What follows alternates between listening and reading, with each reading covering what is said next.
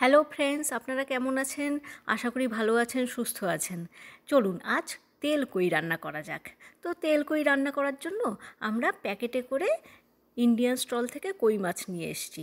এটা বাংলাদেশি পণ্য, তাই মিঠা পানির মাছ লেখা ছিল। মাছগুলোকে আমরা নর্মাল টেম্পারেচারে আনার জন্য ভিজিয়ে রেখেছি জলে। চলুন তেল কই রান্নার জন্য কি কি মশলা লাগবে দেখে নেওয়া যাক। আমি নিয়েছি এখানে তেজপাতা, কালো জিরা। তেজপাতা আর কালো জিরা দিয়ে ফোড়ন দেব। এরপর আমি দেব পেঁয়াজ বাটা। পেঁয়াজ দুটোকে বেটে বা মিক্সিতে পেস্ট করে নিয়ে তারপর দিতে হবে।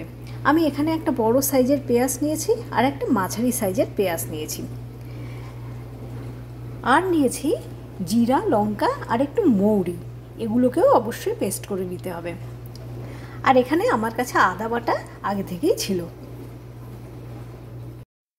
কই মাছগুলো নর্মাল টেম্পারেচারে আসার পর মাছগুলোকে ভালো করে ধুয়ে নিয়েছি। আঁশ ছুলতে হলো না, আগে থেকেই আঁশ ওঠানো ছিল। এরপর লবণ হলুদ দিয়ে মেখে রেখেছি। এরপর আমি পেঁয়াজ দুটোকে কেটে নিয়ে মিক্সিতে পেস্ট করে নিলাম। এক ফোঁটাও কিন্তু জল ইউজ করিনি আমি পেস্ট করার সময়। আমি যে মশলাটা ভিজিয়ে রেখেছিলাম, জিরা, আদা, লঙ্কা আর একটু মৌরি দিয়েছিলাম, সেই মশলাটা আমি মিক্সিতে পেস্ট করে নিয়েছি। আর এদিকে কড়াইয়ে তেল বসিয়ে দিয়েছিলাম। তেলটা গরম হয়ে গিয়েছিল।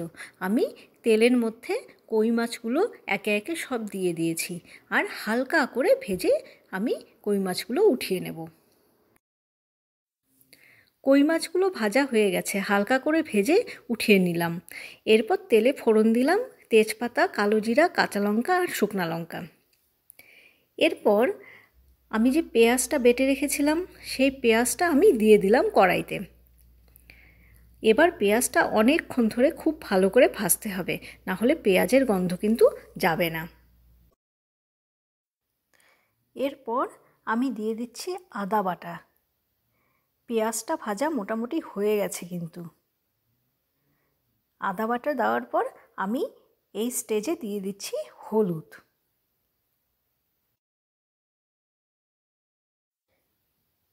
আদা বাটা দেওয়ার পর আমি দিয়ে দিলাম রেড চিলি পাউডার। এটা সম্পূর্ণ কালার আসার জন্য দিয়ে দিলাম। এরপর আমি দিয়ে দিচ্ছি আমার পেস্ট করে রাখা জিরা, আদা, লঙ্কা আর মৌরির পেস্টটা। এবার মশলাটাকে ভালোভাবে ভেজে তারপর দেওয়া হবে টমেটো পেস্ট। মশলাটা ভাজার পর আমি অ্যাড করছি টমেটো আর চিনি।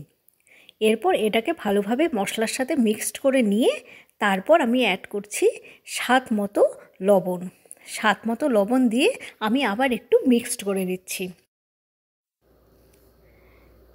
দেখুন মশলাটা কিন্তু খুব ভালো করে ভাজা হয়েছে। এই স্টেজে আমি জল দিয়ে দিচ্ছি পরিমাণ মতো। মশলা যেরকম একের পর এক দিতে হয় তেমনি খুব ভালো করে ভাজতেও হয়। প্রথমে পেঁয়াজ বাটা, তারপর আদা বাটা, তারপর মশলার পেস্টটা, তারপর টমেটো আর একদম শেষে লবণটা দিয়েছি। তো এই মশলাটা ভাজতে আমার প্রায় 20 থেকে 25 মিনিট সময় লেগেছে। ঝোলটা ফুটে উঠেছে, 2-3 মিনিট হয়ে গেছে, তাই আমি একে একে কই মাছগুলো ঝোলে ছাড়ছি। কই মাছ বা তেল কই কিন্তু আমি ইউএসএতে প্রথম রান্না করছি। ইউএসএতে কেন, তেল কই আমি এই ফার্স্ট রান্না করছি। আর কই মাছও কিন্তু আমার এই ফার্স্ট রান্না। বাপের বাড়িতে সেভাবে কই মাছ রান্না করিনি, রান্না হলে মাই রান্না করতেন। আর শ্বশুর বাড়িতেও আমার কই মাছ সেভাবে রান্না করা হয়নি বা খাওয়াও হয়নি। জানি না খেতে কেমন হবে, তবে দেখে তো বেশ ভালোই লাগছে কালারটা। মাছগুলো একে একে দিয়ে দিচ্ছি আমি ঝোলে। এরপর এই 2-3 মিনিট ফোটাবো। ফোটানোর পর আমি বার্নারটা অফ করে দেব। আমার রান্না ভালো লাগলে, রান্নার প্রসেসটা ভালো লাগলে আপনারাও ট্রাই করতে পারেন এভাবে তেল কই। আমার রান্না হয়ে গেছে। 2-3 মিনিট পর আমি বার্নারটা অফ করে দিয়েছি। আমার চ্যানেল ভালো লাগলে সাবস্ক্রাইব করবেন, লাইক করবেন। ওকে, বাই।